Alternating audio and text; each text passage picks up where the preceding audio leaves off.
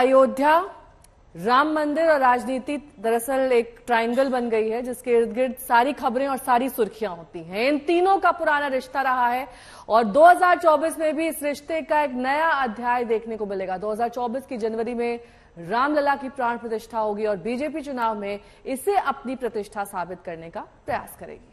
और रामलला के प्राण प्रतिष्ठा कार्यक्रम को भव्य बनाने की पूरी तैयारी चल रही है। निर्माण का काम भी तेजी से चल रहा है और राम मंदिर पर हिंदुओं को एकजुट करने की भी पूरी कोशिश हो रही है।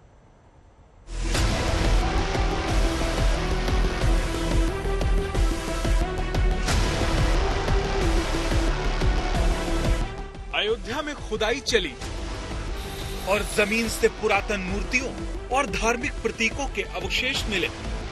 खंडित मूर्तियां, मंदिरों के खंभों के हिस्से, धार्मिक चक्र, मंदिरों के ये अवशेष राम मंदिर के अस्तित्व के दावों को और पुख्ता करते हैं।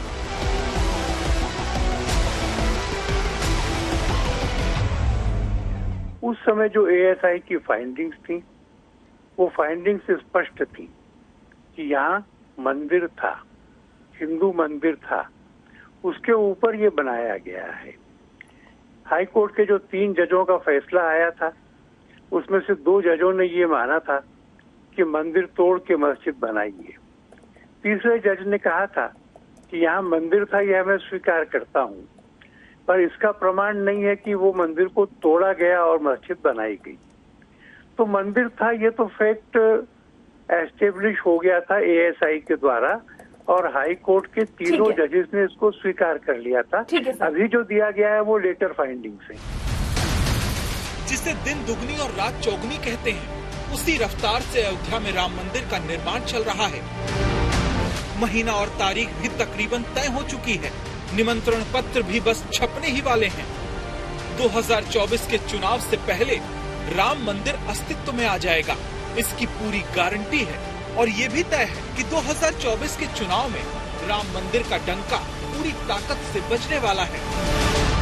अयोध्या के विकास के लिए हजारों करोड़ रुपए की नई योजनाएं शुरू की गई है। सड़कों का विकास हो रहा है, चौराहों और घाटों का सौंदर्यीकरण हो रहा है, नए इंफ्रास्ट्रक्चर बन रहे हैं, यानी अयोध्या का विकास नए आयाम छू रहा है। अयोध्या रेलवे स्टेशन के साथ साथ वर्ल्ड क्लास एयरपोर्ट का निर्माण भी किया जाएगा, यानी कनेक्टिविटी और अंतर्राष्ट्रीय पर्यटन का लाभ इस पूरे क्षेत्र को मिलेगा। राम मंदिर पूरी भव्यता के साथ देश के सामने होगा। यूपी के मुख्यमंत्री योगी आदित्यनाथ पर राम मंदिर का निर्माण पूरा कराने का जिम्मा है और जब भी राम मंदिर पर अपडेट सामने आता है, वक्त पर निर्माण पूरा हो जाने को लेकर शक की गुंजाइश खत्म हो जाती है। राम मंदिर में पूजा अर्चना शुरू हो जाएगी और थोड़े दिन बाद लोकसभा का चुनावी महायज्ञ शुरू हो जाएगा। देश के जहन में राम मंदिर की भव्य तस्वीर होगी और पीएम मोदी का चुनावी भाषण होगा। इस जुगलबंदी का विपक्ष के पास क्या जवाब होगा, ये देखना दिलचस्प होगा। लेकिन अभी तो उद्घाटन की भव्य तैयारियों की दिलचस्प जानकारियां आपको बताते हैं। ये तैयारी वीएचपी और बजरंग दल की है। राम मंदिर के प्राण प्रतिष्ठा पर अयोध्या में 1 लाख साधु जुटेंगे। 5 लाख गाँवों में विश्व हिंदू परिषद के कार्यकर्ता पहुंचेंगे। 5 लाख से ज्यादा गाँवों में शौर्य यात्राएं निकाली जाएंगी। 30 सितंबर से 15 अक्टूबर तक आनंदोत्सव कार्यक्रम होगा। ये बताने की शायद जरूरत नहीं है कि बैनर भले ही वीएचपी बजरंग दल का हो, लेकिन इस बड़े अभियान का चुनावी फायदा बीजेपी को ही मिलेगा।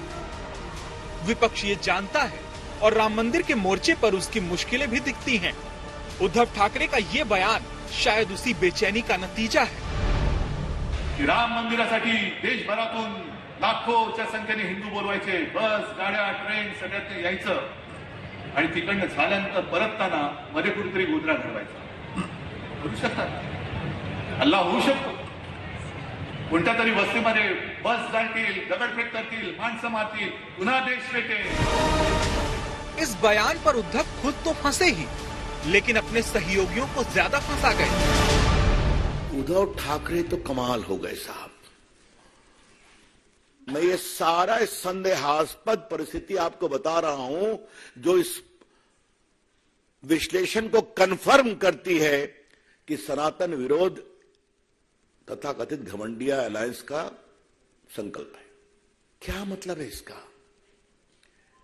इतनी शर्मिंदगी भरी बात स्वर्गीय बाला साहब ठाकरे के पुत्र कर रहे हैं। इसमें कोई शक नहीं कि रामलला की प्राण प्रतिष्ठा का कार्यक्रम ऐतिहासिक होगा, अद्भुत और अलौकिक होगा और 2024 का चुनाव भी राममय होगा।